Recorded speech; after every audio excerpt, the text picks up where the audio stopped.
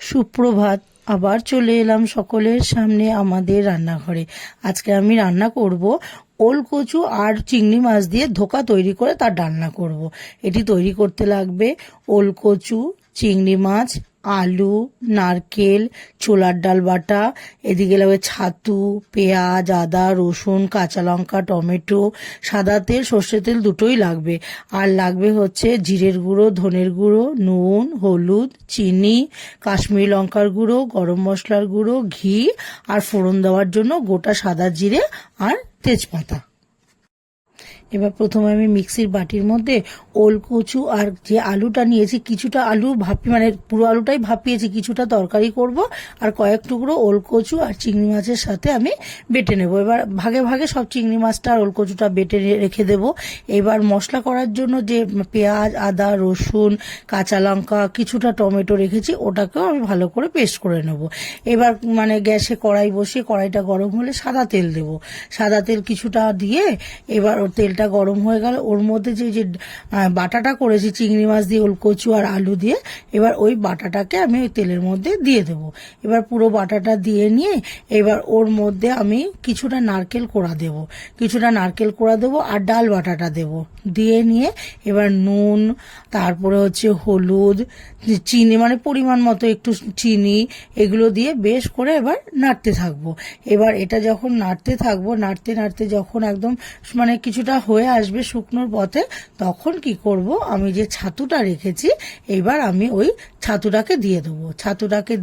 ছাতুটা দেবো হচ্ছে যাতে জিনিসটা আঁট হয় ভালো, তাহলে ধোকার পিসগুলো ভালো হবে আর কি।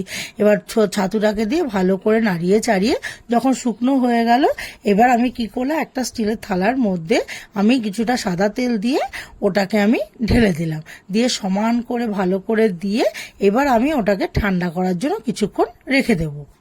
এবার ওটা ধোকার মশলাটা ঠান্ডা হতে হতে আমি এদিকে গ্রেভিটা করে নেবো আলু দিয়ে। এবার প্রথমে কড়াইতে এবার সর্ষের তেল দেবো। সর্ষের তেলে জিরে আর তেজপাতাটা ফোড়ন দিয়ে আর বাকি যে টমেটোটা রেখেছিলাম ওটা দিয়ে দেবো। এবার ওই মশলাটা করে রেখেছিলাম পেঁয়াজের, সেই মশলাটাকে ওর মধ্যে দিয়ে দেবো।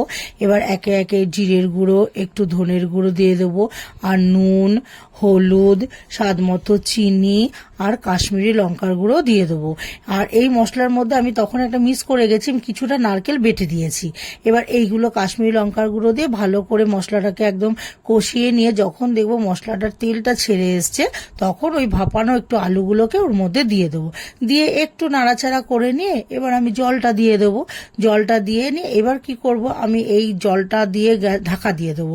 দিয়ে আমি আরেকটা ওভেনের আরেক দিকে আমি ঝোলটা ফুটতে থাকবে।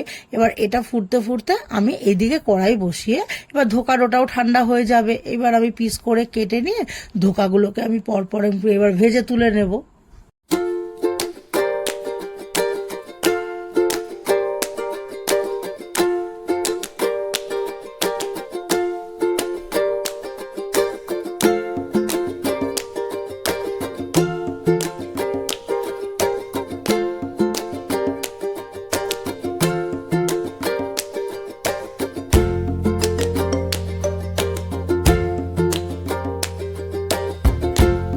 এবার ঝোলটা ফুটে উঠলে ওর মধ্যে গরম মশলার গুঁড়ো আর ঘি দিয়ে একটু নাড়াচাড়া করে এবার ধোকা ভাজাগুলো দিয়ে দেবো।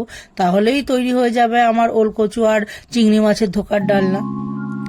রান্নাটি যদি ভালো লেগে থাকে তাহলে লাইক করবেন, শেয়ার করবেন, কমেন্ট করে জানাবেন আর অবশ্যই সাবস্ক্রাইব করবেন। ধন্যবাদ।